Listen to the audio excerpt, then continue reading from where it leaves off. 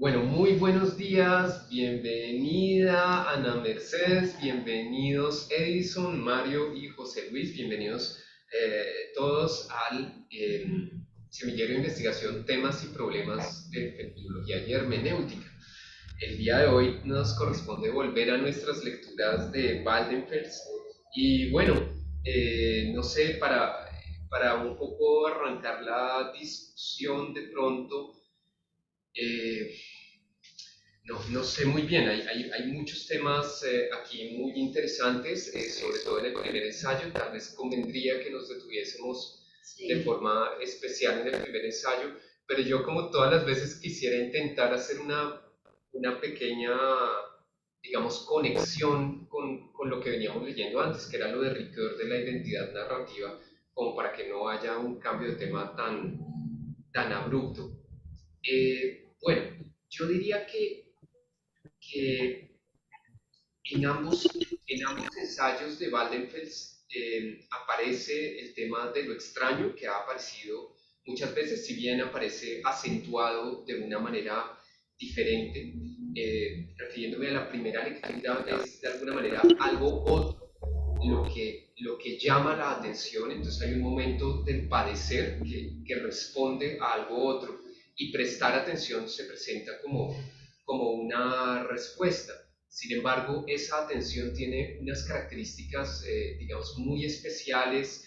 Entre ellas, pues es selectiva, por ejemplo, pero también puede ser educada, o está permeada también por nuestra cultura, por nuestra manera de acercarnos a las cosas. Y quiero unir esta idea general con la idea que aparece un poco en el primer párrafo del siguiente texto, y que yo creo que me sirve para hacer el enlace con Ricoeur en un momento. Y es la siguiente. En el primer párrafo del siguiente texto se resume, creo yo, el corazón de la tesis de Waldenfels en ese texto, y es que todo fenómeno pático, en el fondo, eh, todo fenómeno pático no se deja aprender mediante una lógica previa. Y en ese sentido, él cuestiona un poquito la forma como la fenomenología se presenta como una mera, digamos, descripción de lo que se muestra. Y sugiere más bien que no hay una lógica previa en ese mostrarse, y justamente ir a las cosas mismas pues tiene que significar arriesgarse al riesgo que supone la experiencia. Y ese riesgo que supone la experiencia necesariamente termina siendo productivo. Y él establece la distinción entre una acción reproductiva y una acción productiva, en la que se modifican las cosas, y su idea es que la propia experiencia introduce una lógica en las cosas, y hay que de alguna manera abrirse a las cosas. Significa no imponerles una lógica desde afuera, sino casi que producir con ellas o construir desde ellas esa nueva lógica. Por supuesto, en esa experiencia entra el tema de lo extraño, como aquello que motiva la experiencia, como aquello desde lo cual tiene origen la experiencia. Y quisiera conectar esto un poquito con lo de Ricoeur.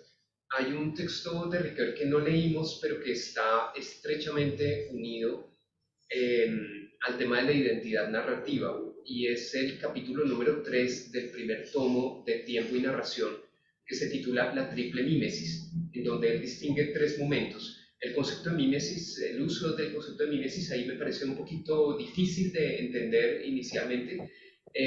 No me voy a referir a él, pero sí a su traducción, digamos. Y es que Ricoeur distingue tres momentos ahí: la prefiguración, la configuración y la refiguración. Entonces, la prefiguración son el conjunto de recursos hermenéuticos que determinan nuestra vida, nuestra cultura, nuestro estar ahí, y desde los cuales interpretamos las cosas.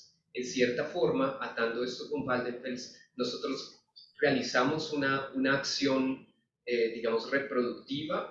Actuamos dentro de un orden establecido, un orden prefigurado.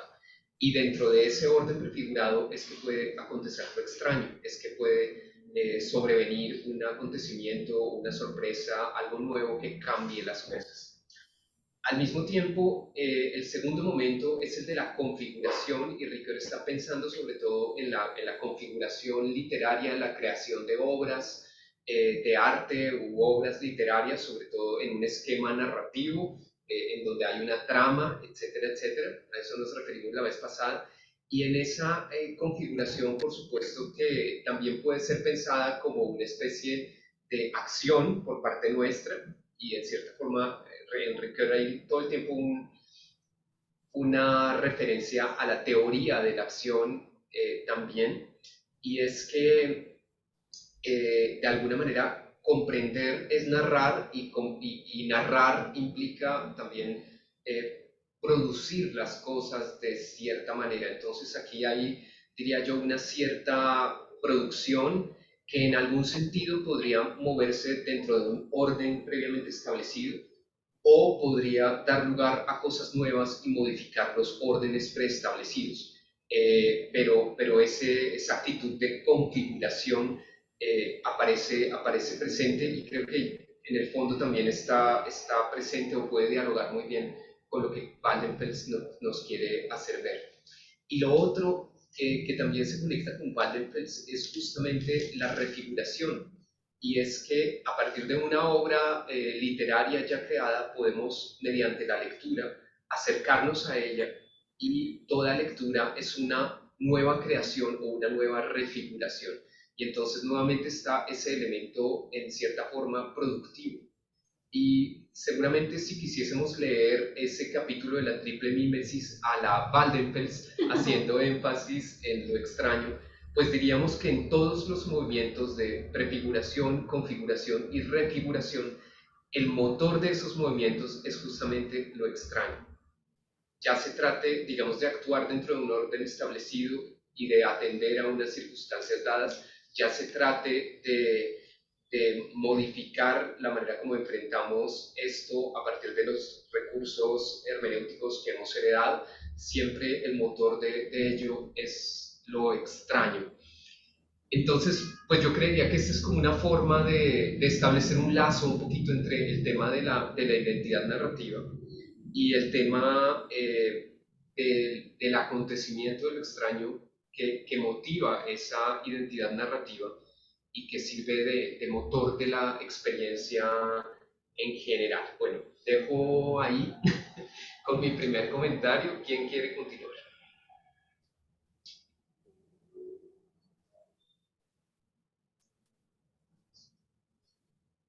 A ver, yo Arriesgate, arriesgate. me arriesgo, aquí me siento como rara. Es un poco extraño. Ya me siento rara y en la casa antes me sentía rara. Por eso. Pero al menos ya tenemos dos escenarios distintos. Es raro hacer algo medio presencial, medio virtual. Bueno, estos son... Bueno, yo quisiera primero detenerme como en el autor, en el sentido pues que yo veo que aunque vaya tratando temas casi que inesperados, yo veo que siempre está localizado en el asunto de replantear lo de la subjetividad y en partir de la experiencia. Ese partir de la experiencia, por supuesto, abarcando como todo lo que es la corporalidad, y también partir de la experiencia en el sentido de que no hay nada fijo, ¿sí? Que no nos podemos, como quien dice, encerrar solamente en lo valorativo, en la norma, en la ley, hay algo más. Entonces, a mí me parece que él siempre tiene sus toques ahí, en las diferentes temáticas, y eso me gusta mucho. También veo que en este caso, bueno, en los anteriores también, pero este tema de la atención, yo pienso que él nos visibiliza lo que está implícito, y tiene mucho que ver con lo de la mirada, es decir, está en todo, está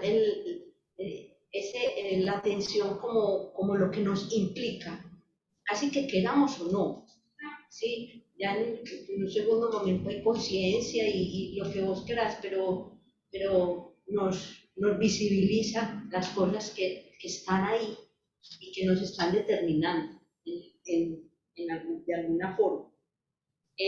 Ahí dentro de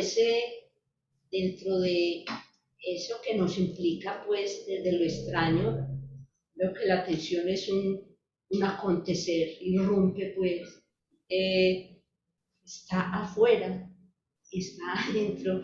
Pues no sé, yo la otra vez decía, yo creo que era el español, no me acuerdo cómo es que se llama el español que leímos la otra vez. Él decía, somos a la vez más y menos Ramón. Que nosotros mismos. Eso, Ramón. Y es que es cierto, a mí me ha inquietado mucho, mucho esto, es decir, hay cosas que dependen de mí, pero hay cosas que me llegan. Y yo ya, ahí está la respuesta, a ver qué hago, pero que yo me pregunto, bueno, ¿hasta qué punto está la autonomía? ¿Sí? Creo que va por el lado de la respuesta, pero hay cosas que nos llegan. Y eso de la atención es clarísimo, que nos llega, no nos... Y ya entrando pues como a esas características de la atención que él nos hace ahí, yo veo que es un tema abarcante. Quiero decir abarcante es que está en lo puntual, dijéramos en lo superficial, ¿sí? Pero también está en lo hondo que toca con el sentido de la vida profundamente. Es decir, centra mi interés hondo de sentido de vida o de no sentido. Sí, también enfoca, pues, por ejemplo, el suicidio. Yo pensaba en el suicidio.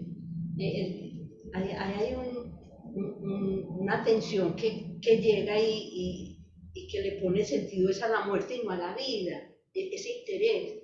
En ese sentido es que yo digo que es abarcante, como que nos totaliza. Y ya después sí nos puntualizamos en otros asuntos que también son también muy importantes, como por ejemplo de quién me enamoro o con quién quiero vivir, ¿sí? Mi vocación, que quiero. Ahí está esa tensión que lo va focalizando a uno, casi que inesperadamente. Entonces yo veo que es un tema grande, es un tema muy humano.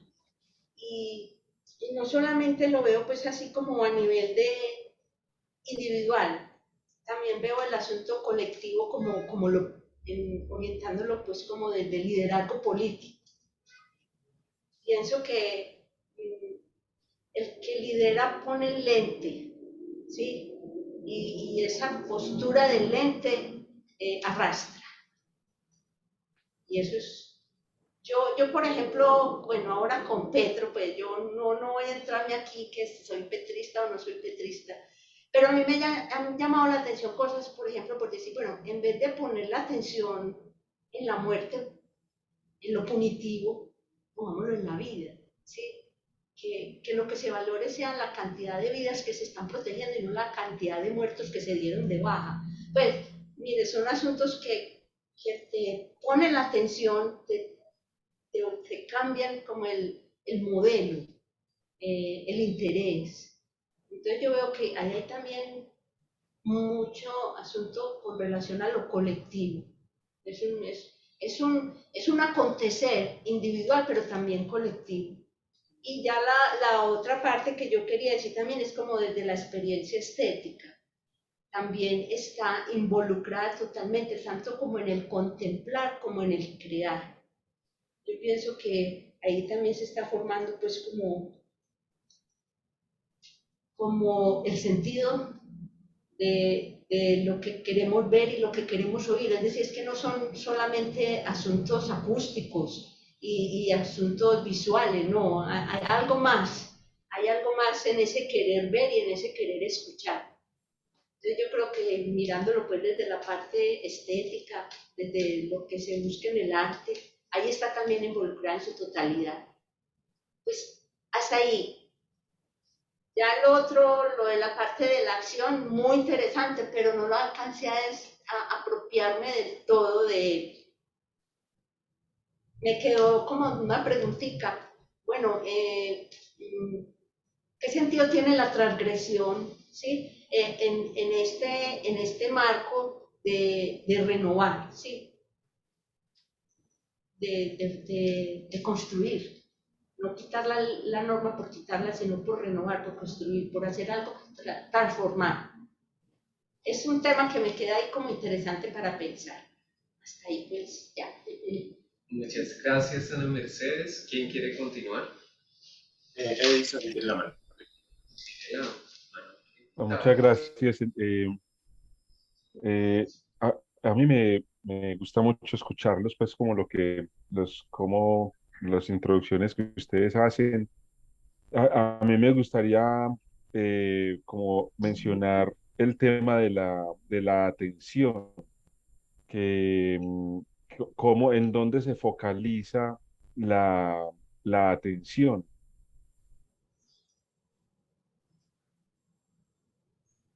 Y me parece que es fenomenológico en el sentido de que aquello que se nos aparece como un acontecimiento es en lo que focalizamos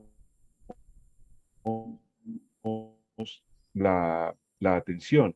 Por ejemplo, hay personas que focalizan más la atención en aspectos que le generan malestar o quizás algún tipo de sufrimiento, pero no me refiero a un sufrimiento de enfermedad, sino un sufrimiento quizás más de orden psíquico.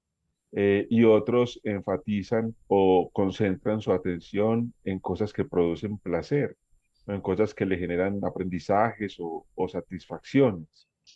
Y me parece que hay como un asunto interesante con relación al pathos, a aquello que como que nos empuja a la experiencia o que está asociado a la experiencia. Es decir, qué se constituye para nosotros como una experiencia que que nos genere luego multiplicidad de sentidos.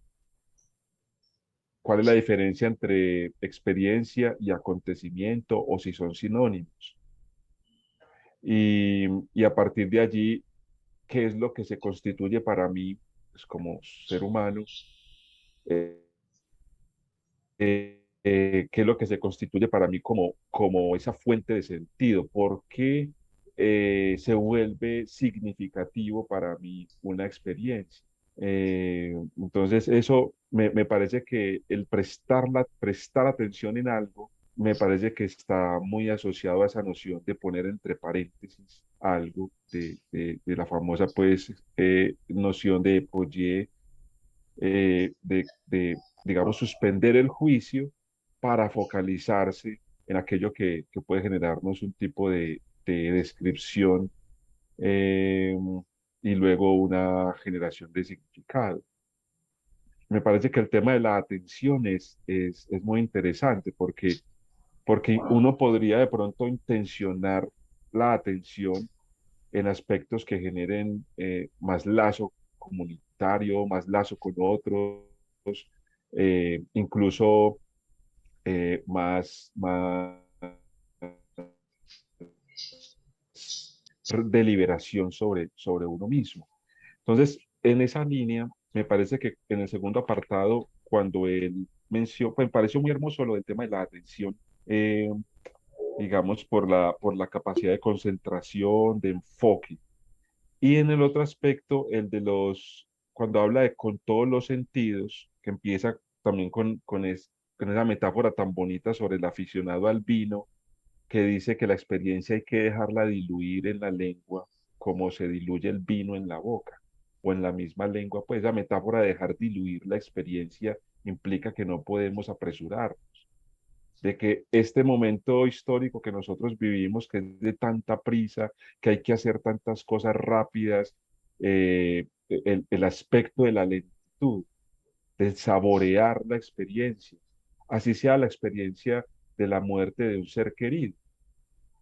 Yo no digo que uno saboree eso pues como qué delicia, pero es una experiencia que está ahí, es estructural. Muere un ser querido y eso no lo podemos desaparecer de un brochazo, sino que está ahí generándonos significados, generándonos múltiples cosas. Y paso a esa parte del concierto los perros, porque me parece que ahí Waldenfels, yo nunca había visto un fenomenólogo trabajar el cinismo y eso me pareció un descubrimientazo.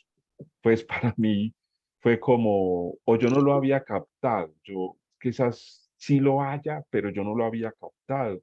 Entonces se me vuelve a mí como una fuente de sentido porque la filosofía cínica me parece de lo mejor, o sea, esa irreverencia con la autoridad, esa irreverencia contra, contra figuras, digámoslo, eh, verticales, autoritarias y al mismo tiempo una franqueza, una parresía frente a uno mismo y frente a los otros, pero sobre todo esa parresía o esa sinceridad, esa verdad dicha a uno mismo es muy difícil. Por eso los perros son tan importantes. O sea, la filosofía de los perros y la inspiración de los cínicos en los perros es una exaltación, digamos, al olfato, al perseguir algo, pero también a la lealtad a esa verdad propia. Me parece tan difícil, o sea, pero tiene mucha conexión con la fenomenología, porque si la o las fenomenologías buscan entrar en contacto con esas experiencias estructurales, vitales, eh, describirlas, reducirlas, tematizarlas, enfocarlas y encontrar allí significados y sentidos para el sujeto en primera persona. El cinismo tiene mucha cosa que aportar. Entonces me pareció muy interesante cómo él logra poner como esa relación entre el oikeion, que es pues, lo doméstico, la casa, y lo extraño. Es decir, para mí, y creo que él por acá en otra parte lo vi con más claridad. Yo creo que para Waldenfels lo extraño tiene un sentido de lo transitorio, del paso de un lado a otro, del transitar de un lado a otro. Lo extraño como una salida frente al binarismo por su condición de transitorio, de transitador, de movimiento, de inestable, de no homeostático, pues de no estable, de no quieto, sino, digamos, como en ese movimiento. Entonces, cuando menciona las investigaciones de un perro en Kafka, la cita que trae Kafka, una prácticamente una cátedra, pues, de una lección de cómo usar la literatura para pensar o dialogar con la filosofía, ¿cierto?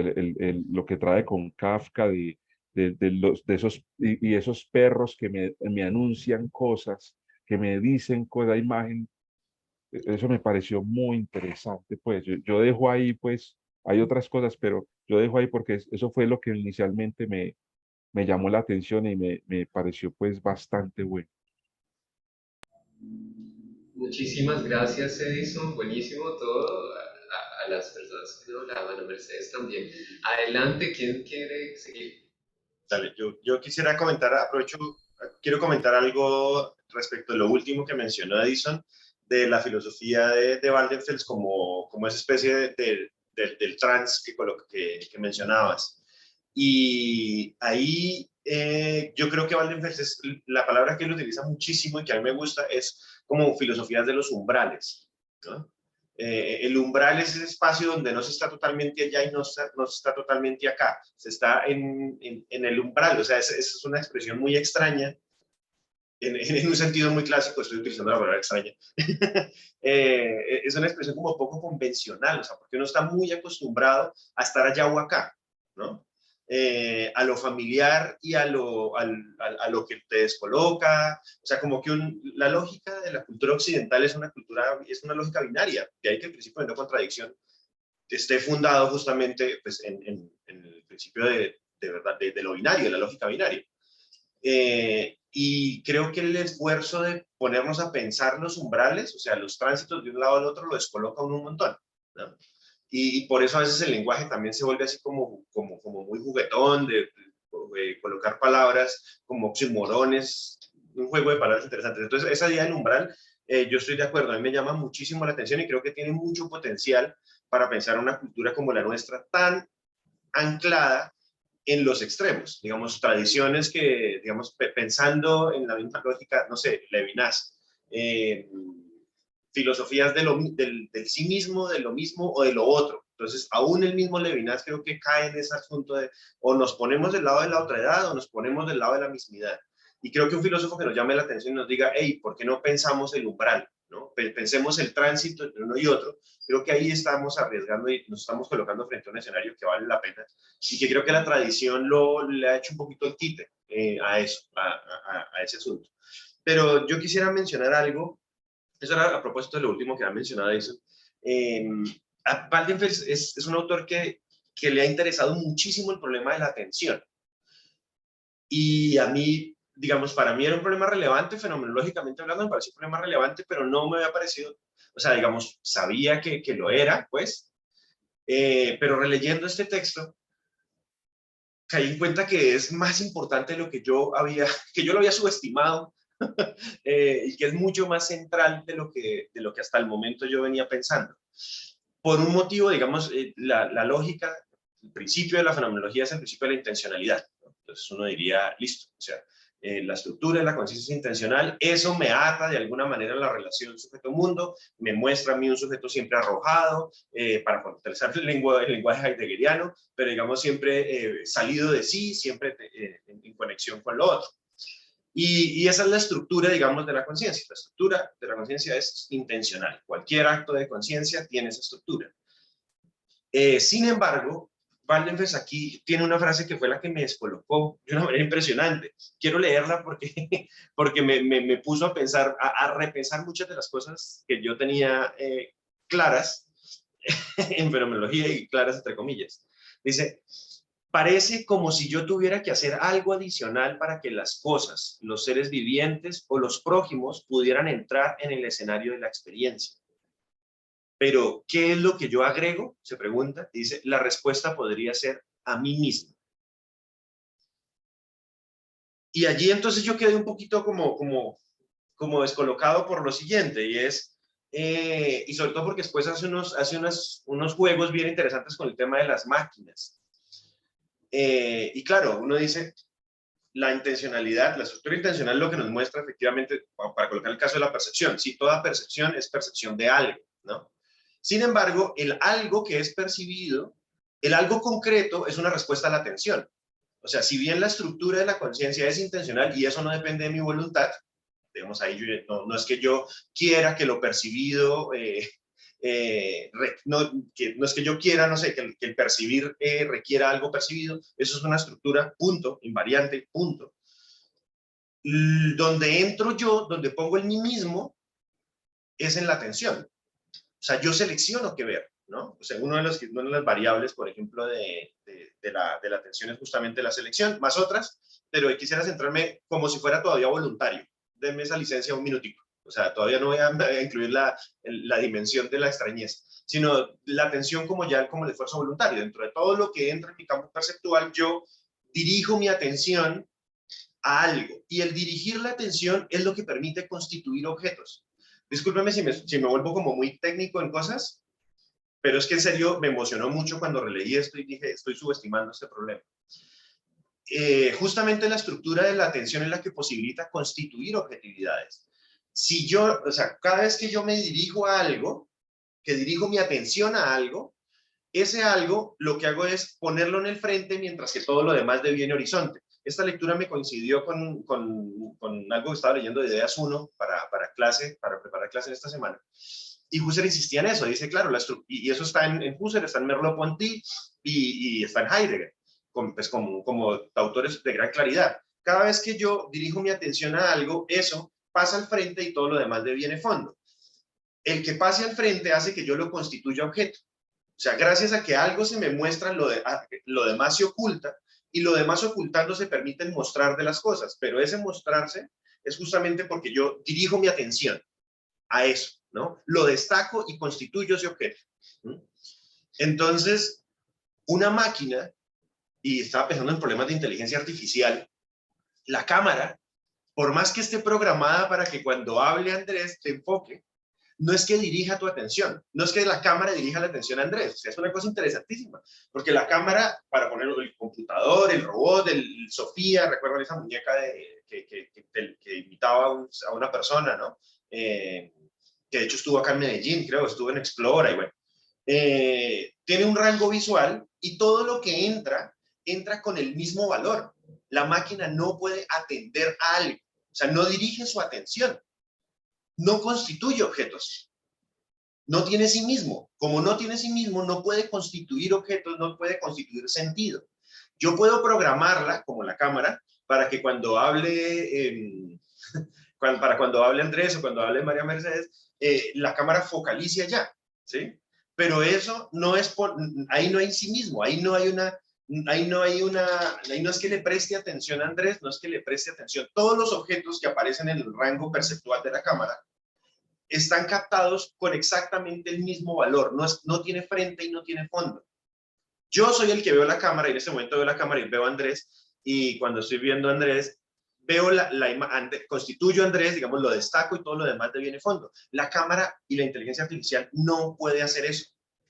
Para la cámara, todo lo que aparece es igualmente valioso, lo capta, lo procesa con el mismo valor. Puedo darle la orden de que cuando suene algo, que enfoque allá, pero cuando enfoca tu rostro, cuando enfoca no sé, el rostro de Andrés o de María Mercedes, el mueble que aparece atrás sigue teniendo el mismo valor que el rostro, sigue teniendo el mismo valor que no sé qué, a pesar de que en inteligencia artificial, si yo quiero rastrear a un ladrón, estoy pensando en China y la temperatura, y que iban caminando y las cámaras identificaban los rostros y una vez la temperatura.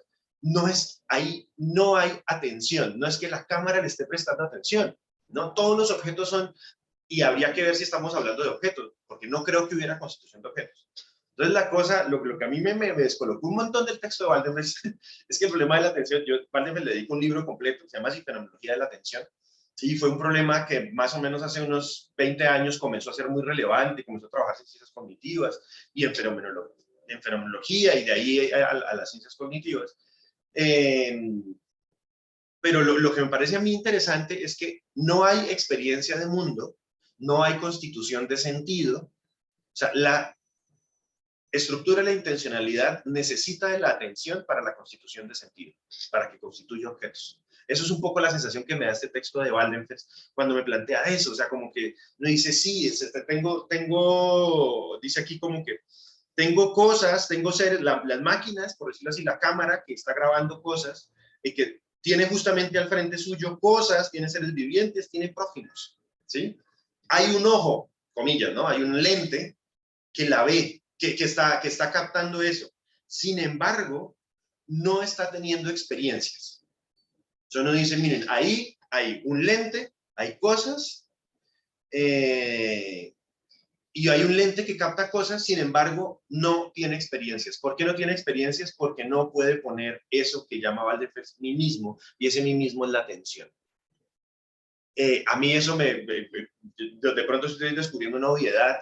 Lo que pasa es que no le había prestado tanta atención. O sea, no de pronto, estoy seguro que estoy diciendo una obviedad, pero no le había prestado yo tanta atención porque yo me había concentrado muchísimo en pensar la estructura de la intencionalidad, los diferentes modos de darse los objetos, bueno, todo el carreto, toda la línea por allí, y había descuidado esta dimensión. Y estoy un poco así como que, wow, tengo que volver a ella. Tengo que ver ahora cómo es que opera la atención para que se dé todo esta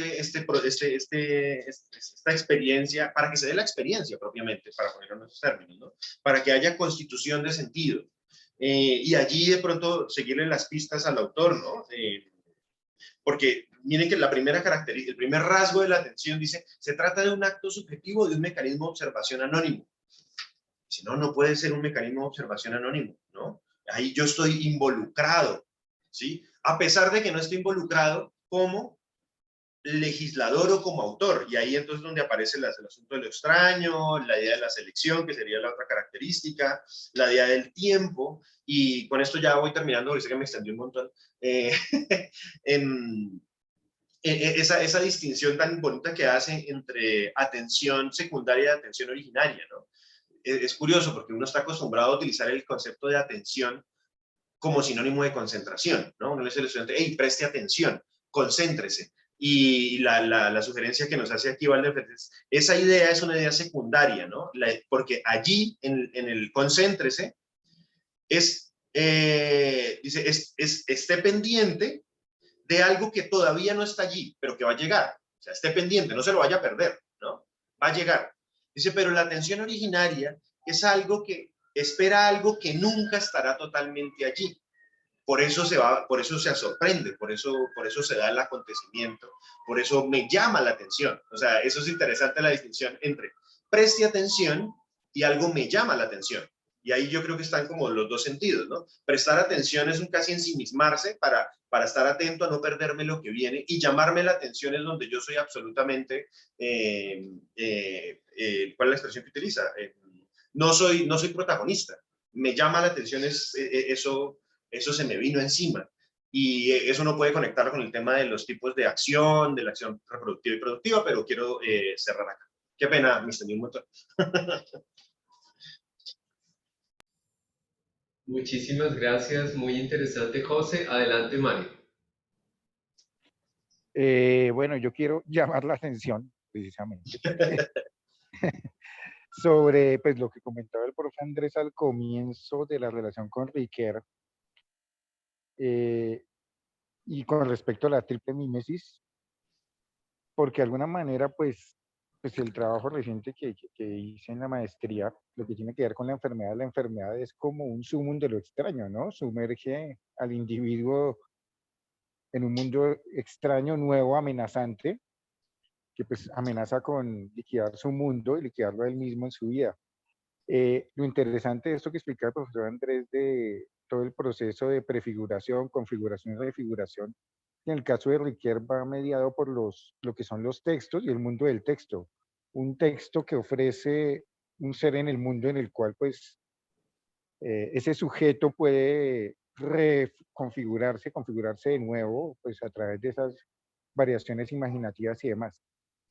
Aquí voy a llamar la atención sobre precisamente que hay un autor que habla acerca de la enfermedad y él habla de 3 tipos de relato, de 3 tipos de texto que tienen que ver con la enfermedad. Y esto para señalar la relación con lo extraño. Pues hay relatos como él señala, Frank es el autor, él señala que hay un tipo de relatos que dejan la enfermedad intacta, que simplemente es cuando el doctor le dice al paciente, no, su enfermedad, usted se va a recuperar, todo está bien, todo el mundo se recupera, usted no llore tanto, entonces el paciente sigue ese relato y punto. Otro tipo de relatos donde ya es el que vemos más en series médicas, que el paciente simplemente no, se convierte en una especie de héroe que logra vencer todos los obstáculos y vencer la enfermedad y vencer todo un sistema. Y hay un tercer tipo de relato, que es el que quiero relacionar con lo extraño, y que señala lo que es lo extraño de la enfermedad, que lo llama este autor las historias del caos, que es cuando esa persona enferma está sumergida en un caos completo, en un abismo completo, que es tan abismal, por decirlo así, que él no puede configurar nada, que él no puede constituir un horizonte, constituir un objeto, como así lo decía José Luis ahorita. Él señalaba, este autor Frank, que ese tipo de historias del caos típica es, por ejemplo, los testimonios que intentan los sobrevivientes de campos de concentración, que ellos intentan narrar, pero fue tan horroroso, fue tan horrendo, que es imposible describir eso. Entonces, Frank señalaba que el caos no se puede narrar desde el caos mismo y tiene que estar alejado del enfermo, del que padeció este tipo de suplicios, tiene que estar alejado de esas circunstancias para poder configurar y constituir un objeto, constituir un relato. Entonces, esto para destacar que de qué modo se nos presenta lo extraño, en este caso la enfermedad, y cómo de alguna manera, aquí a través de Riquet y la visión que da el profe Andrés de Van der Fels, relacionándolo con el autor francés, cómo se va configurando lo extraño, y que esa configuración del extraño muchas veces puede ir en ese hilo narrativo, ¿no? Entonces, digamos, lo que también fue fascinante ver cómo en esta charla, digamos, logramos o logré hilvanar estas cosas que me parecen muy interesantes, pues más o menos ver cómo lo extraño, o de qué manera lo podemos configurar, en este caso lo extraño que viene implicado en la enfermedad. Y el otro punto que también me da emocionado bastante es lo que habla el profe José Luis, que tiene que ver con el hecho de que habla de que las máquinas no prestan atención. La única excepción, diría yo, que es la de Terminator, Skynet, que tiene la atención puesta en Sarah Connor para liquidarla, pero en el pasado. Pero bueno, más allá de eso, mi pregunta sería, ¿y los animales qué? Los perros que menciona ahí Van der Feld, los perros cantores, ladradores, ¿qué tipo de atención tienen los animales? Y yo señalo un punto que recordaba leyendo el texto de Van der Feld, recordaba un texto de fisiología donde hablaban de cómo las ranas tienen esa capacidad de atrapar moscas, estirando la lengua, y eso es toda una obra de arte evolutiva. Y es porque podría decir que todo el cuerpo de la rana está, no me gusta la palabra diseñado, pero digamos lo que está prefigurado evolutivamente para atrapar moscas y toda su visión, todo su oído, todo y demás. Entonces, digamos, yo dejaría la pregunta, ¿qué tipo de atención tienen los animales? ¿Constituyen esos objetos? ¿Qué los diferenciaría de la máquina en ese caso de la atención? O sea, ¿un animal también constituye objeto? Yo pienso que sí. Pero también, y eso nos vale a nosotros también, y lo vimos en el tercer ejemplo de Van der Feld de la playa, nosotros también tenemos como esas constricciones evolutivas, pero digamos, ¿hasta dónde va eso? Digamos que esas son como mis observaciones.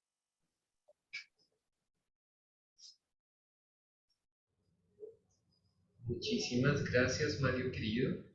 Eh, pues bajar la mano. Bueno, yo quería hacer varios comentarios. Ha sido súper interesante todo lo que ustedes han comentado.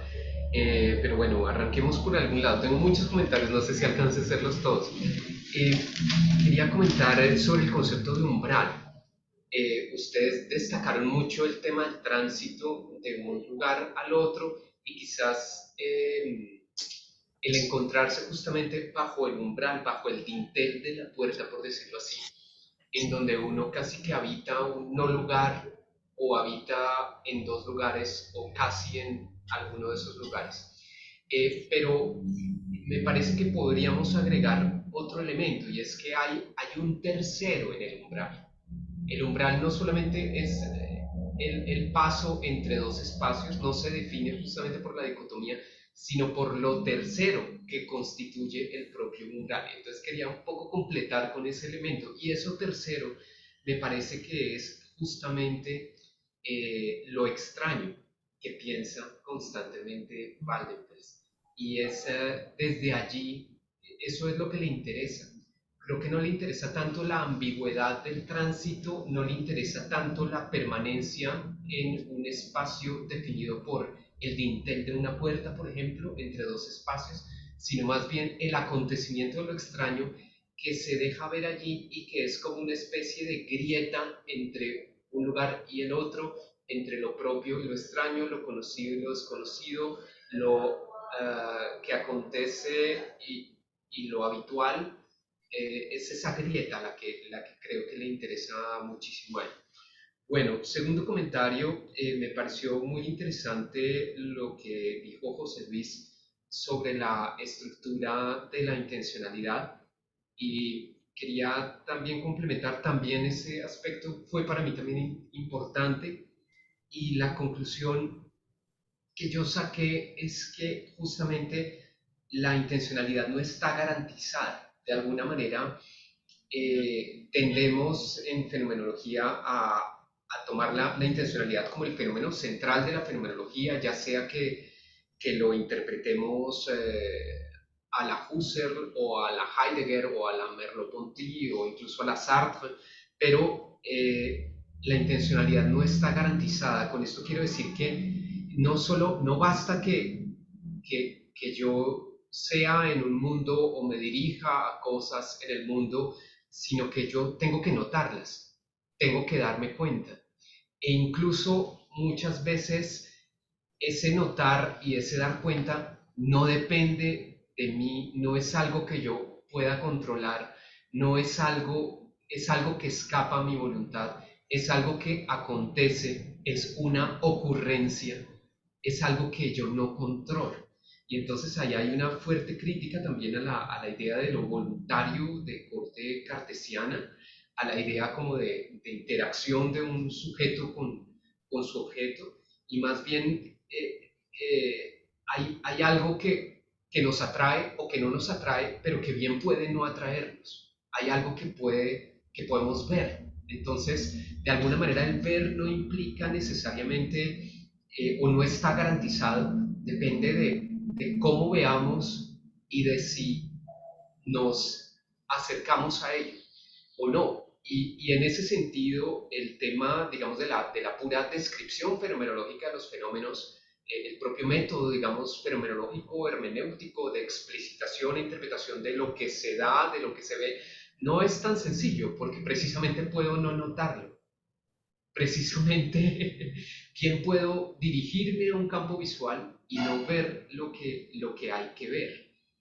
Y ese elemento un poco azaroso del ver o del escuchar o del mirar eh, o del pensar, pensemos en las ocurrencias, ese elemento un poco azaroso es por donde se cuela lo extraño. Y ese es ciertamente un aporte muy importante y bueno, no puedo decir más al respecto. Pero quería también aludir a las palabras iniciales de Ana Mercedes. Ella, hablando sobre la atención, ella dijo que la atención es algo que nos implica que queramos o no, es algo que nos llama, queramos o no. Y yo pensé, escuchándola, en la vinculatividad moral. Eh, y es que, de alguna manera, quisiera, bueno, no tengo tal vez las palabras o los recursos en este momento para hacer la relación que quisiera hacer, pero lo dejo indicado simplemente como un camino posible de reflexión. Pero cuando leímos a Ricoeur, él hablaba todo el tiempo no solo de una teoría, digamos, de la narración o del lenguaje, sino también de una teoría de la acción, pero también de una teoría de la acción, la narración, etcétera, que era simultáneamente una teoría moral. Entonces, en cierta forma, él decía, ninguna narración es éticamente neutral y de alguna manera narrar puede también ser visto como una especie de respuesta moral a una demanda de tipo moral. Y aquí me parece que la atención se piensa como una respuesta a algo otro, como una respuesta a lo extraño, y muchas veces o en muchas circunstancias ese responder puede involucrar una vinculatividad moral, puede ser una respuesta de carácter moral a algo que pide nuestra atención y que nosotros, quizás por error, quizás por voluntad y negligencia, o quizás simplemente porque no teníamos ojos para ello u oídos para ello y no teníamos la posibilidad de comprenderlo, no prestamos atención. Entonces, vuelvo a formular la pregunta del padre de Ru de la vez pasada, bueno, ¿dónde estaba yo cuando todo esto aconteció? ¿Fue negligencia y falta de atención o de voluntad de mi parte? ¿O simplemente yo no tenía ojos para esto, oídos para esto que ocurría? ¿Qué sucedió? Y podría haber varias respuestas, pero el tema de la respuesta y de prestar atención o algo también tiene un lado moral que quería destacar. Dejo esos tres comentarios ahí, entonces resumo lo otro del umbral, el carácter de ocurrencia, digamos, de la atención frente a la estructura intencional, digamos, que la intencionalidad no está garantizada, y esto último, el carácter moral o vinculatividad moral de la atención. ¿Quién quiere continuar? Fue impresionante, quedaron sin palabras.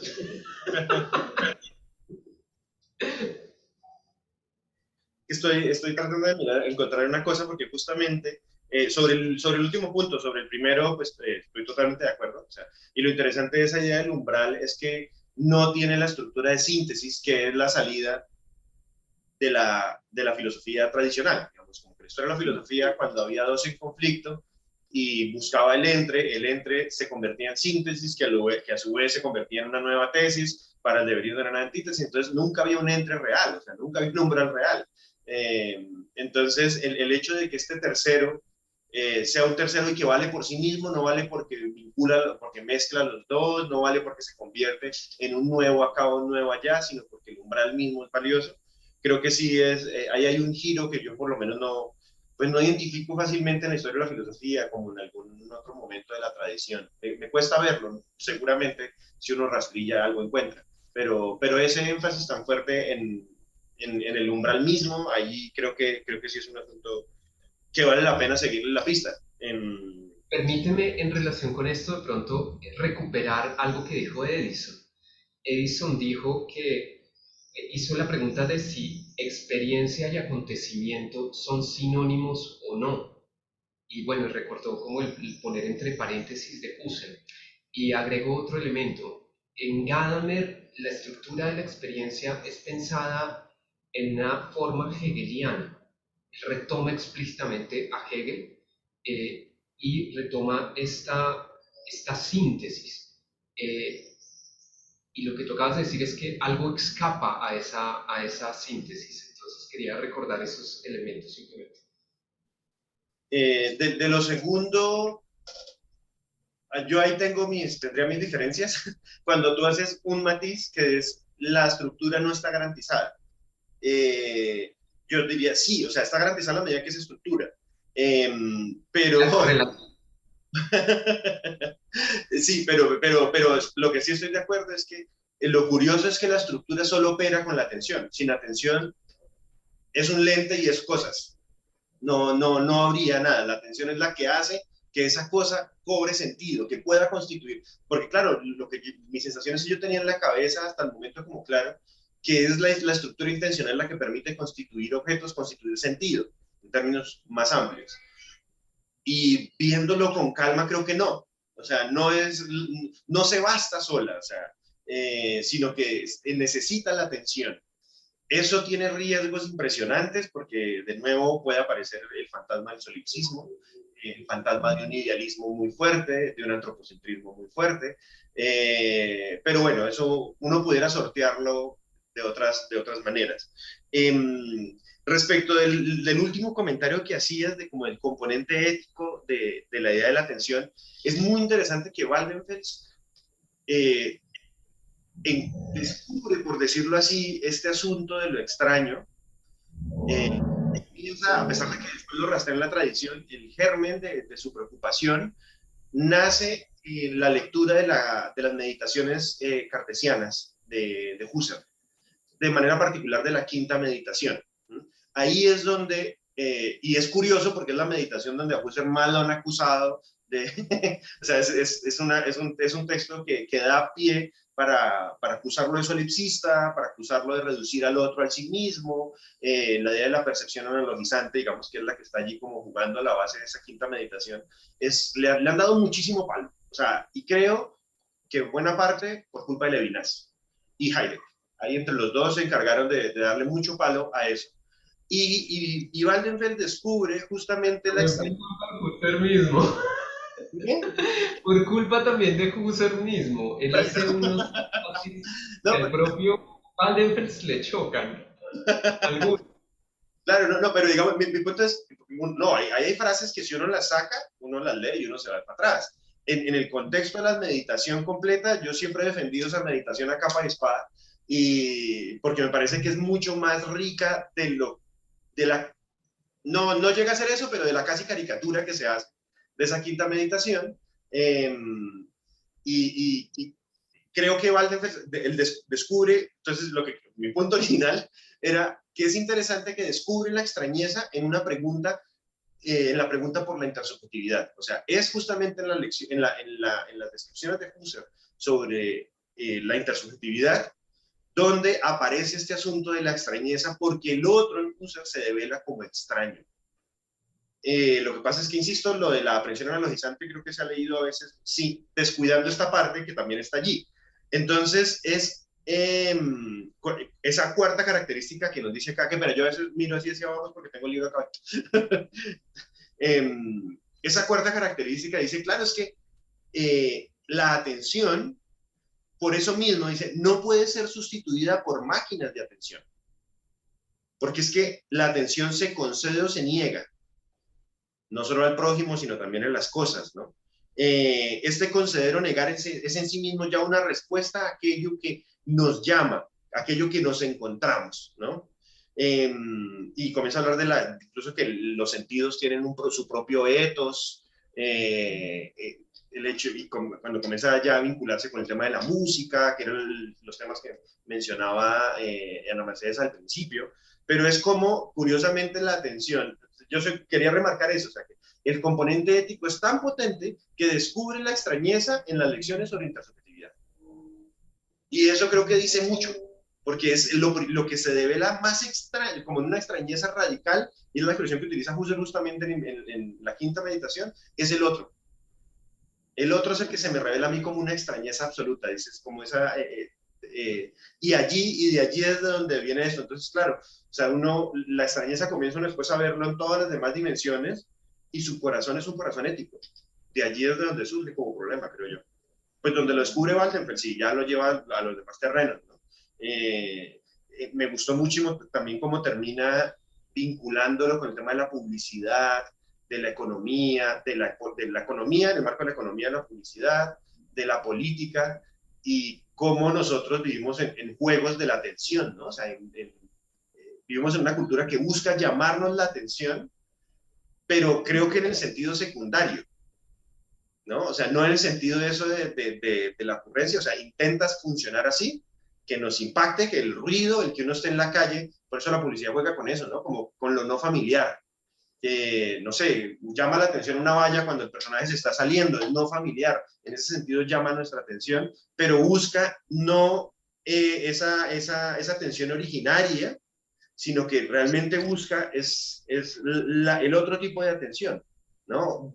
Busca, voy a utilizar una expresión que no es de Waldenfeld, pero que yo más o menos ahorita la mencionaba, o sea, una cosa es llamar la atención, algo que nos llame la atención, otra cosa es llamarle la atención a alguien, ¿no? Cuando uno llama la atención a alguien es para que se concentre en lo que yo quiero que se concentre, y la publicidad creo que tendría ese objetivo, no el objetivo de llamar la atención en el otro sentido, en el sentido más originario, para no llamarlo auténtico, porque el otro es igualmente auténtico.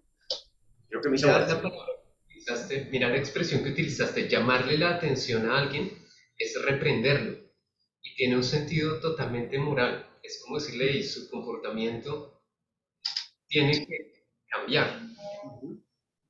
Es que ese lado moral, tal vez yo quisiera insistir un poco más en eso, es muy interesante, y sobre todo aparece en esto de la playa, de la bella en la playa mostrando su seno, y él tiene una expresión, el etos de la atención, usa etos de la atención, o sea, es un fenómeno ético, y esta persona que está tratando de mirar, busca formas de mirar con respeto, que estén a la altura del seno, no para verlo como un objeto, sino para concederle el respeto que se merece, y finalmente fracasa y ella se echa la toalla encima.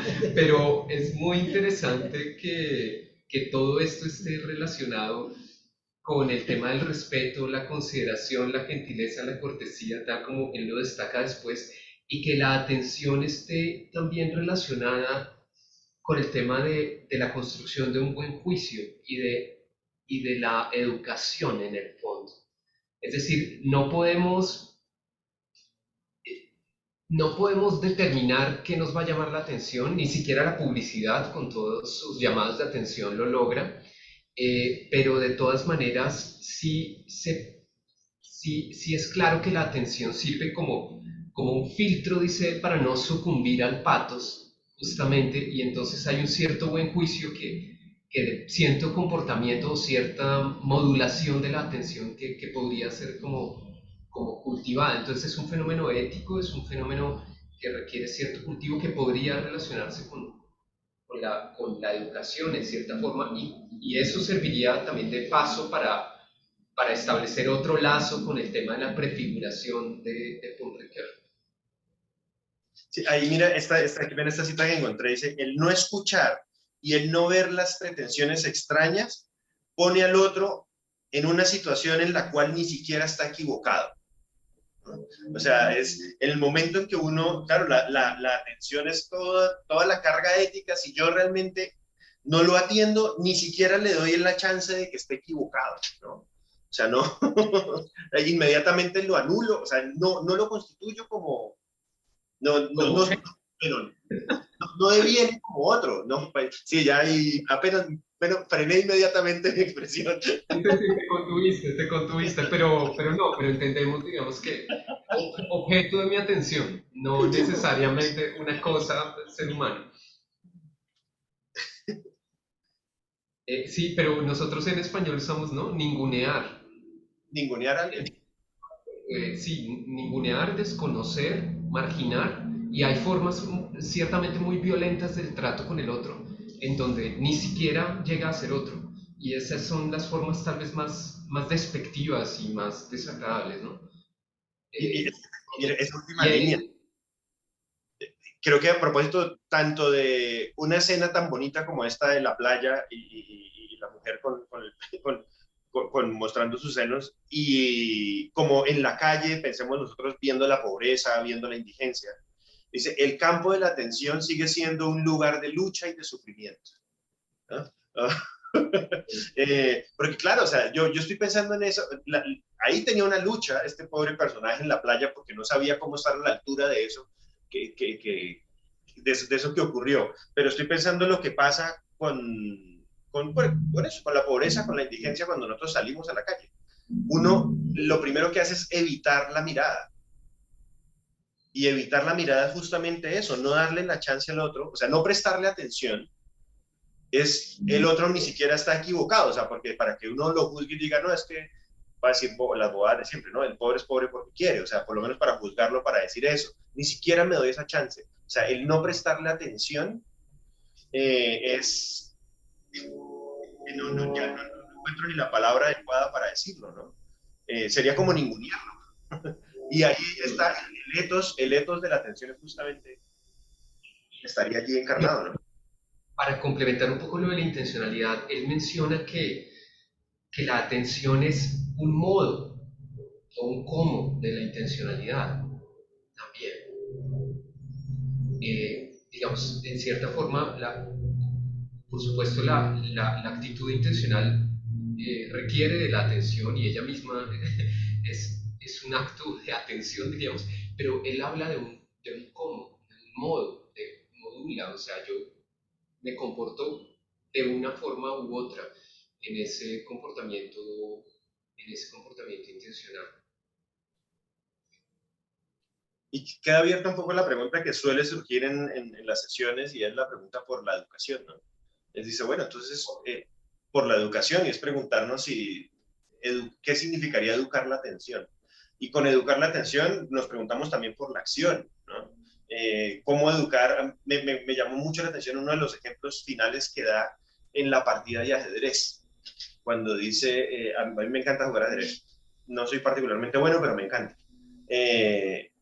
Y cuando juego no con alguien y comete un error demasiado grosero, uno le suele advertir, ¿no? O sea, uno le suele decir, hey, mira, ya, siguiente jugada perdiste, ¿no? Eso rompe con la lógica de que el juego es ganar. Porque en la lógica del juego es ganar, pues no hay nada que hacer. O sea, yo me callo y termino y gozo de la victoria de derrotar al otro. Pero entonces aquí lo interesante es cómo hay tipos, esa idea del etos de la atención se replica en la idea de la acción, en este caso productiva. O sea, una acción reproductiva en ese caso no sería más que dejar que ganar, ¿no? Porque en el orden establecido está que ganar es el fin del juego. Ese es el orden. O sea, si yo me siento a jugar con otra persona, el orden establecido me dice, debo ganar, ¿no? Una acción reproductiva es ganar, así el otro se equivoque fragantemente y me la deje muy fácil.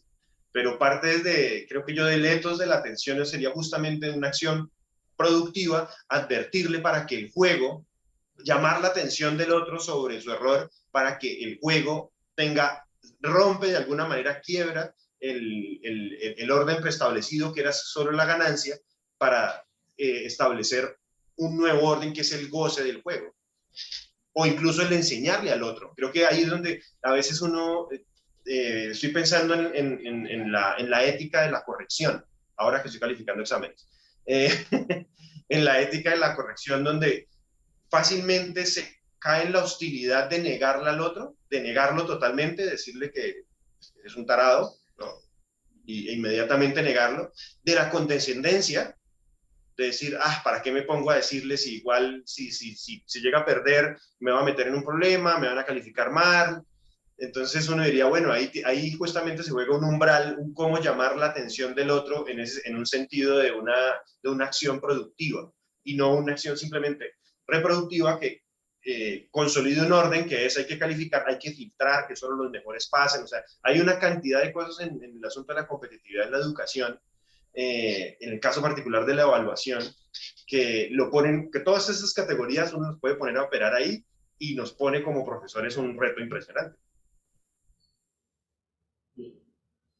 Yo quiero decir. Por favor.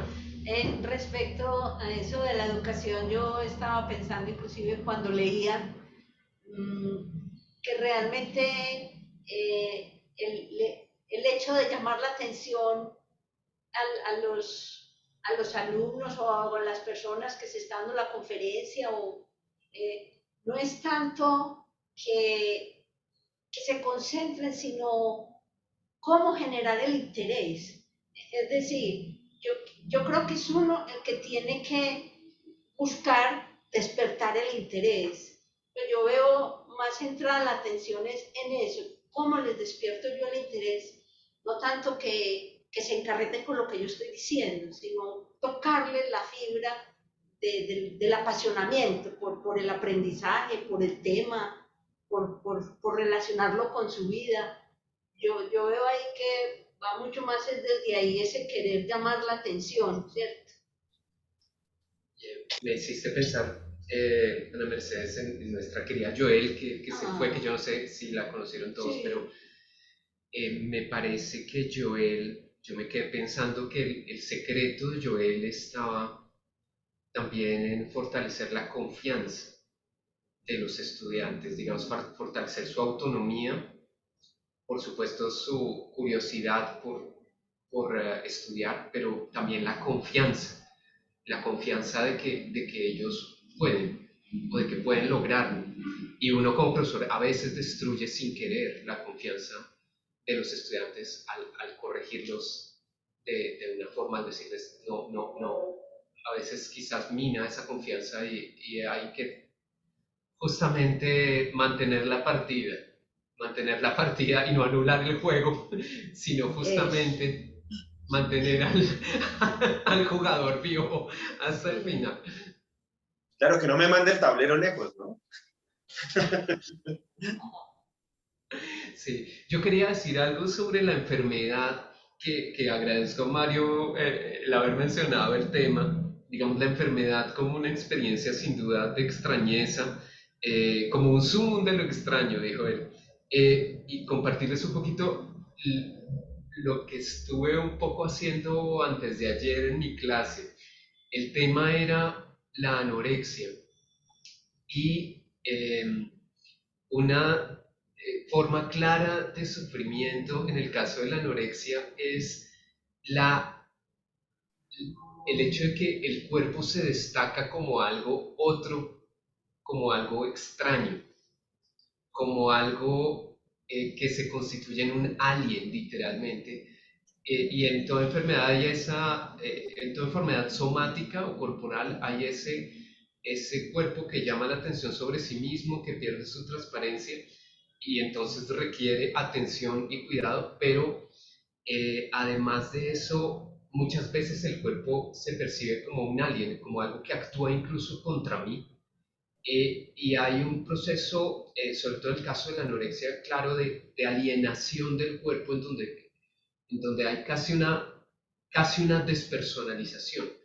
Y es sabido que incluso se puede utilizar la estrategia de considerar de separar radicalmente a la persona de su cuerpo como estrategia para tratar ese trastorno de anorexia tan difícil de tratar y de personificar a la enfermedad como tal. Entonces se la personifica, es tan alien que incluso se le pone un nombre o se la llama de una cierta manera para exorcizarla del control de mi cuerpo. Entonces es un cuerpo que soy yo mismo, pero que no soy yo mismo. Y hay un fenómeno de alienación en muchas enfermedades somáticas, en esta en particular, y muchas enfermedades psiquiátricas o mentales tienen también un aspecto de despersonalización y de autoalienación.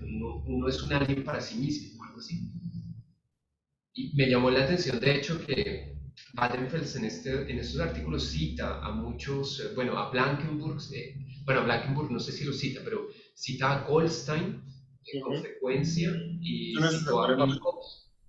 a Minkowski, que también es un fenomenólogo, digamos, que ha desarrollado temas de psicopatología sobre todo, pero yo no, pues no los he estudiado a todos.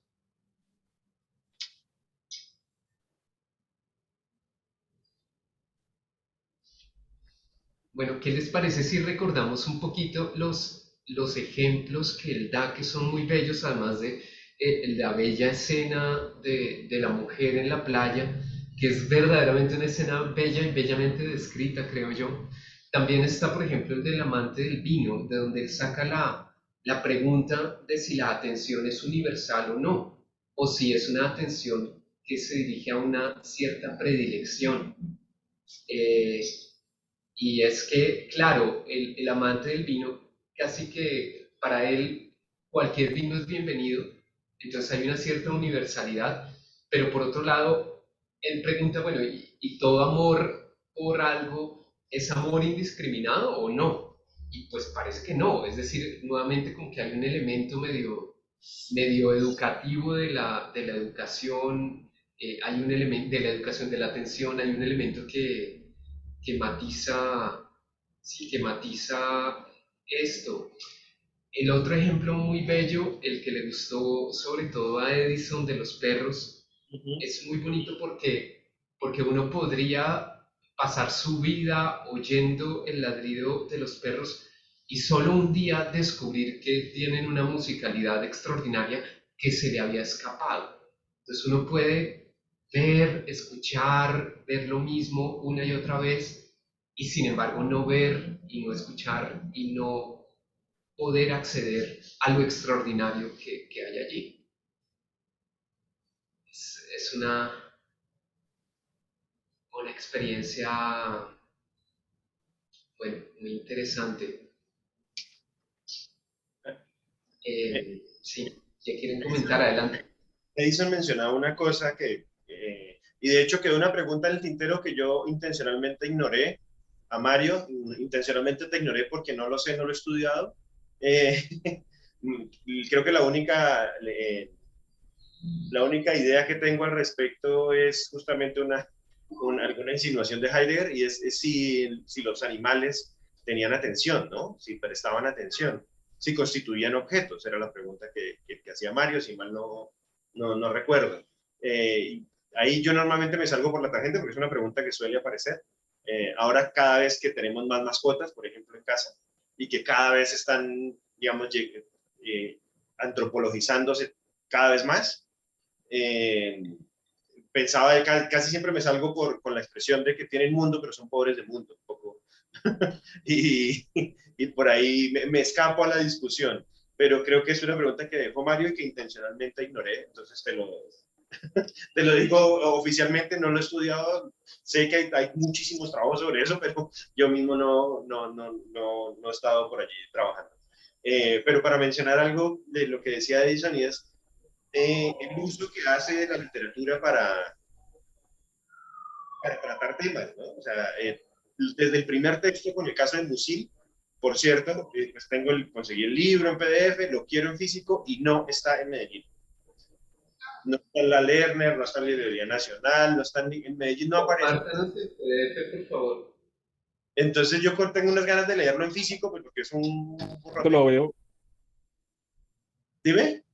si de pronto lo veo, yo le aviso, profe, que yo por ahí he visto son 2 tomitos en Sex Barral, de segunda creo que los he visto, o de pronto en Busca Libre Sí, pues son a veces, se demora como un mes y medio y estaba yo todo ansioso, entonces no los compré por ahí, ah, creí que los encontraba en Medellín yo, y pues creo que era, ya me hubieran llegado, sí, pero sí Sí. algo curiosamente, pero está agotado. No sé si es que los ¿cómo se dice? Medellinenses están ávidos de Musil, pero está agotado. Todas las librerías que he ido es, no, lo teníamos y se agotó. Entonces, eso me parece curioso. Pero en el caso de Walden, pues sí hay un uso permanente de la literatura, lo hemos visto, insisto, desde el primer texto que leímos, eh, bueno, y de muchas otras herramientas, y eso es curioso porque es una indicación que daba el mismo Husserl con su método, ¿no? O sea, y aquí lo aclara, es la literatura le permite a uno hacer el ejercicio de las variaciones imaginativas de una manera mucho más potente. Curiosamente, Husserl nunca lo usaba, o sea, o escasamente, por ahí con un poeta, o sea, hay pocas referencias a la literatura, pero creo que Waldenfels es de los autores más ricos en eso. Sartre, obviamente, Merleau-Ponty también, con casos paradigmáticos, pero estos ejemplos aquí creo que son muy disidentes y casi siempre son cuidadosamente elegidos para destacar algo que fenomenológicamente le parece relevante. Y ahí uno lo ve en la descripción literaria. Yo no conocía lo de la investigación de un perro, pero lo de vistas de la playa, ni idea. Nunca no tenía idea de su existencia y lo mismo, me encantó la descripción, porque creo que fue la sentí muy mía, ¿no? O sea, como cada vez que aparece eso, que uno tiene vivencias parecidas, la mirada se incomoda un montón, uno no sabe cómo no objetivar, pero cómo no responder a la altura de eso que está pasando. Entonces me encantó esa descripción. Sí, a mí me dejó pensando en las distintas formas de mirar, que bueno, él describe como 4 formas distintas de mirar, con una finura de descripción muy buena, y se pregunta uno cómo se educa la mirada, ¿no?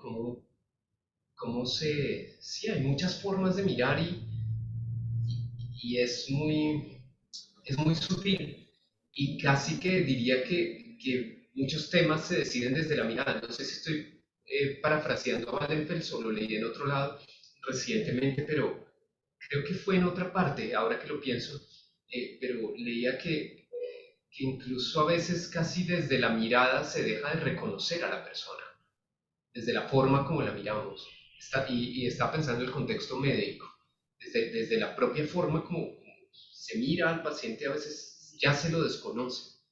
Y no es algo que el médico o el profesional de salud diga o haga voluntariamente, es una forma y está interiorizada, digamos, incorporada prereflexivamente en el comportamiento.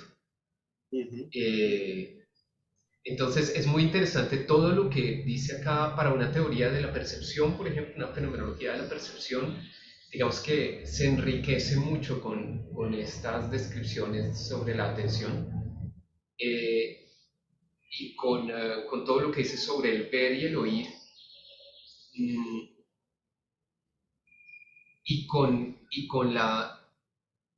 el parte parejas y el umbral que suponen, por ejemplo, entre lo visible y lo invisible, lo audible y lo inaudible, y cómo el arte abre ese umbral en donde se dan estos dos elementos un poco en cierta ambigüedad, abriéndose o posibilitando la entrada de un tercero.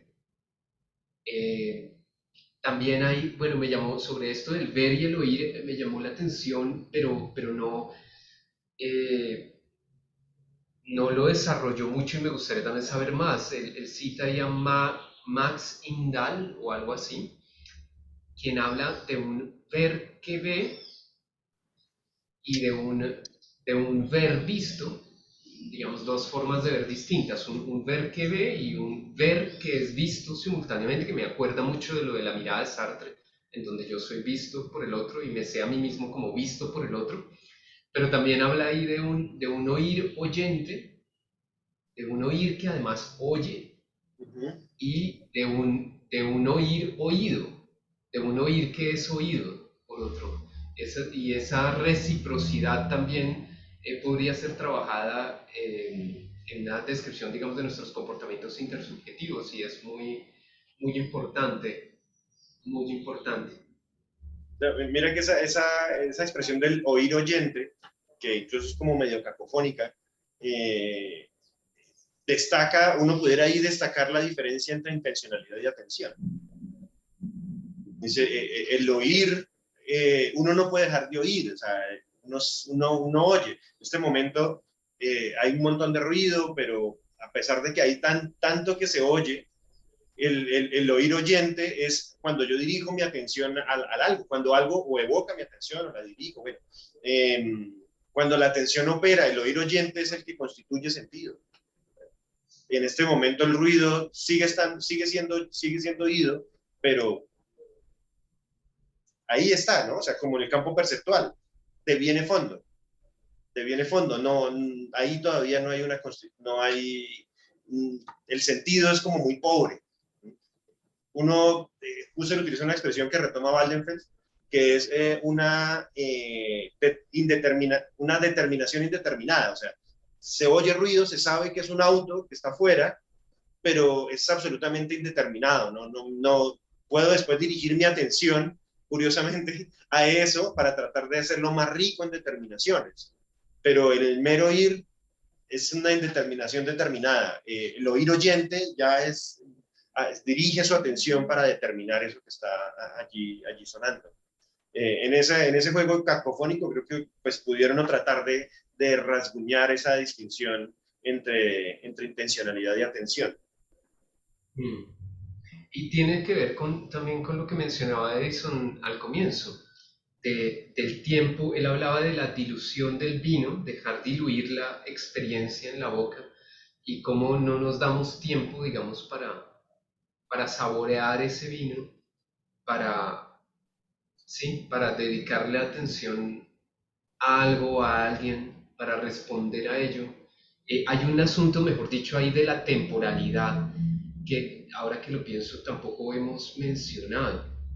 Él destacaba, si no estoy equivocado, que la atención tiene también su propio tiempo y su propio espacio, que muchas veces se aplaza la atención, eh, y de alguna manera sugería, pero no me quedó del todo claro, que la atención en cierta forma potencia la experiencia. Yo pensaba, bueno, abre como un espacio de experiencia, es una apertura de posibilidades, eh, digamos que se abre un poquito, como está como lanzada hacia el futuro en cierta forma, pero al mismo tiempo responde a algo que puede acontecer sin que yo lo espere, y sin que yo dirija mi atención a ello explícitamente. Y en ese sentido es también un aprendizaje por experiencia, un aprender del padecer, un aprender del sufrir. Menciona ahí el tema del sufrimiento que encontramos en Esquilo, en la máxima de Esquilo que él había citado antes en otro de los textos, en Aprender del Padecer, y que a Gadamer también le gusta, que aprendemos de sufrimientos.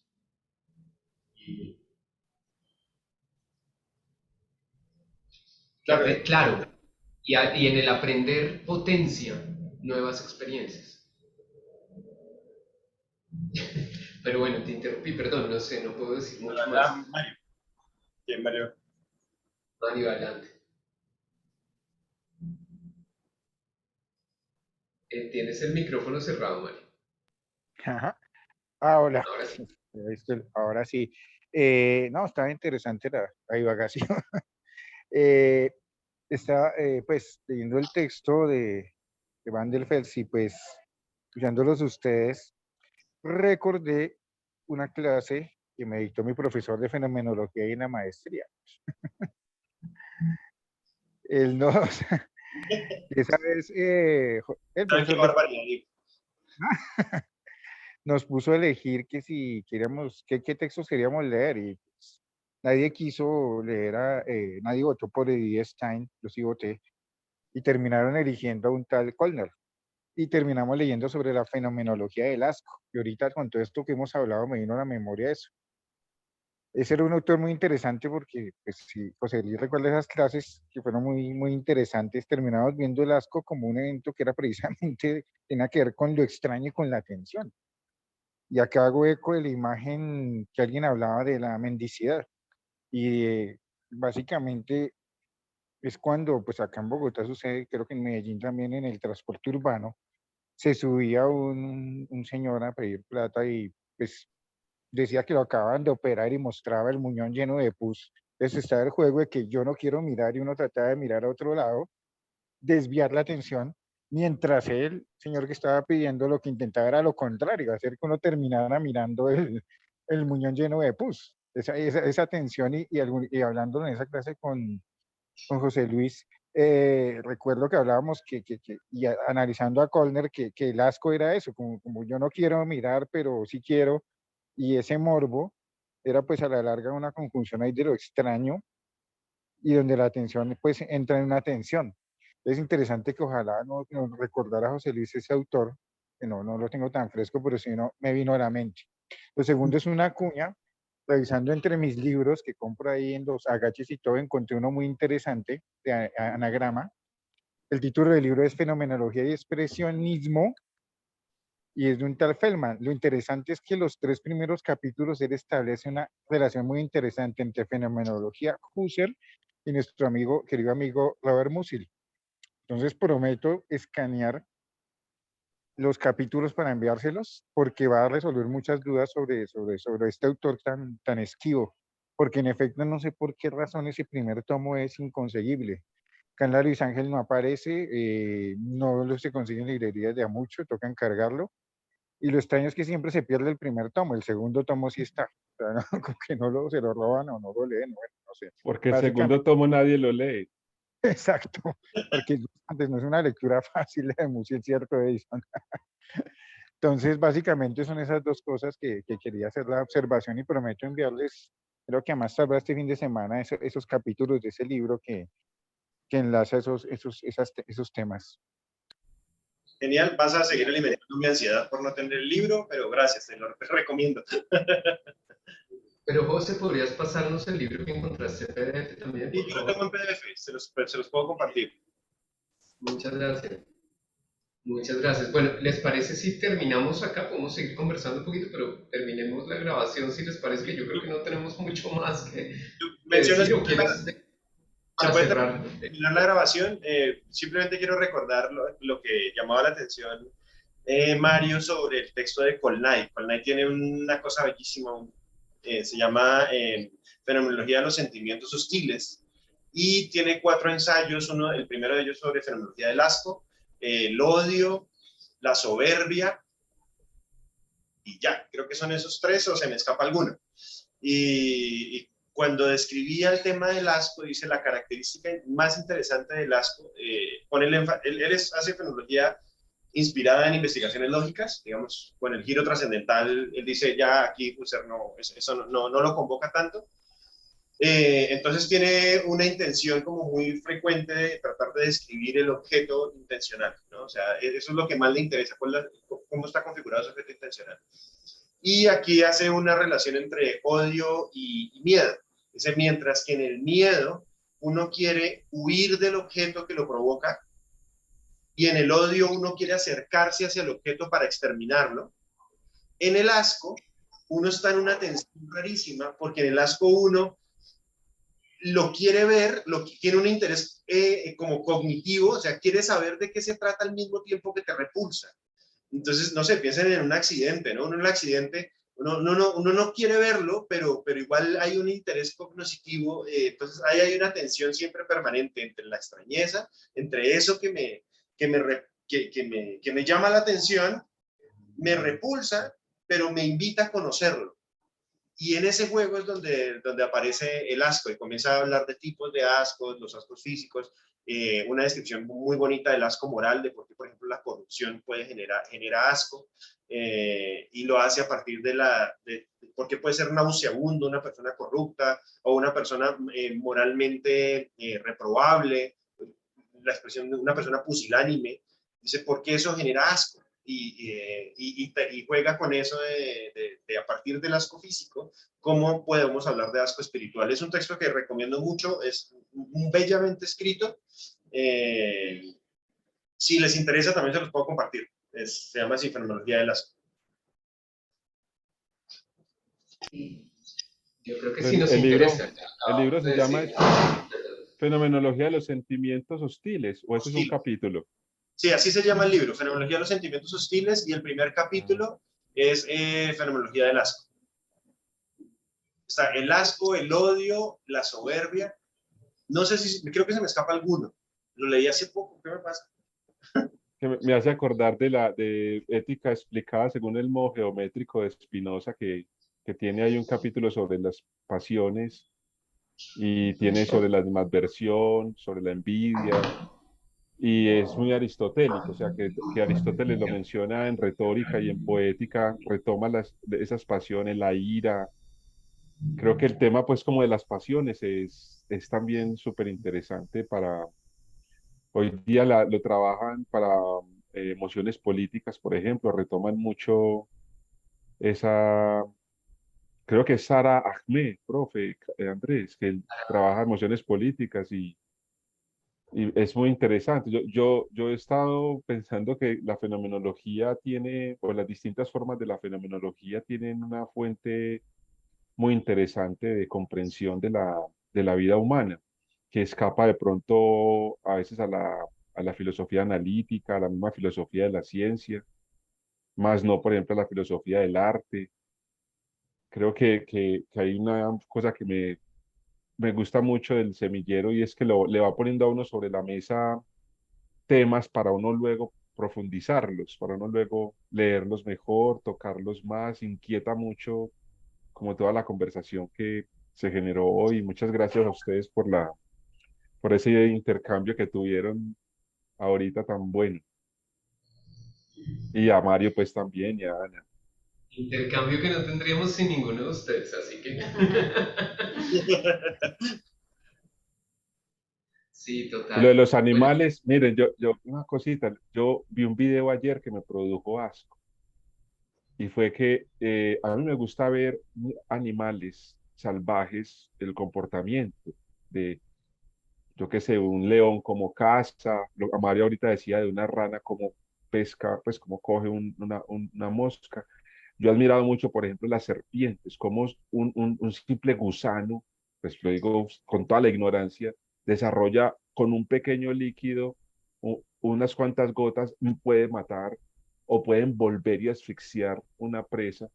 Pero me produjo asco fue porque había ay, pucha, ¿cómo se llama ese animal? Que parece un cerdito, pero es salvaje. Mario me ayuda de pronto ahí. Está Jabalí. tomando jabalíes, está tomando agua varios jabalíes y hay un cocodrilo acechando. Y hay unos turistas que le están echando comida al jabalí para que se le acerque al cocodrilo. Finalmente el cocodrilo logra cazarlo y lo mata.